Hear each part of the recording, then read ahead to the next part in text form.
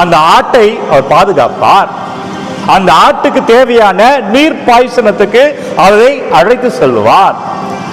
எந்த இடத்துல அந்த ஆடு மேய்ந்து கொண்டிருந்தால் பாதுகாப்பாக இருக்கும் என்பதை அறிந்து அந்த இடத்திற்கு தேவையானத சூழலை அந்த ஆட்டிற்கு அவர் அமைத்து தருவார். எப்பொழுது அந்த ஆடு வெளியில் இருப்பது நல்லது என்பதை உணர்கிற பொழுது மழை வருவதெல்லாம் முன்பே அறிந்து அந்த ஆட்டை அழைத்து வந்து அது கொட்டிலே அதை சேர்ப்பார். எனவே இதை உணர்கிற தாவீது அரசன் பாடுகிறார், ஆண்டவரின் நாயனாக இருக்கிறார். ஏன்னா இவர் ஒரு ஆயனாக இருந்தவர், இவர் ஆடு மேய்ப்பராக இருந்தவர், இவர் ஆடை இப்படி பாதுகாத்தார். அப்போ இவர் பார்க்கிறார், இவர் ஆபத்து வேலையில தாவீது ஆபத்தில் இருக்கிற போது இந்த ஆண்டவர் பாதுகாக்கிறார், இந்த ஆண்டவர் அரணா இருக்கிறார், இந்த ஆண்டவர் தேவையானதான் தந்து கொண்டே இருக்கிறார். எனவே எழுதுகிறார், ஆண்டவரே நாயன், எனக்கே எதுவும் குறையில்லை. ஆண்டவர் உங்க ஆயனா இருந்தோம் நண்பர்களே, ஒரு குறையே இருக்காது. ஒரு இடத்துல போய் உங்களை உட்கார வைக்கிறார் என்றால் அந்த இடத்துக்கு தேவையான பாதுகாப்பை, உனக்கு தேவையான பாதுகாப்பை அந்த இடத்துல அமைத்து தருவார்.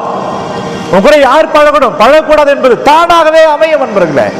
இறை பிள்ளைகளுக்கு, ஆண்டவர் பயந்திருக்கிற பிள்ளைகளுக்கு தானாகவே அமையும். அதான் பாடுகிறார், ஆண்டவரே நாயராக இருப்பதால் எனக்கு ஏதும் குறை இல்லை.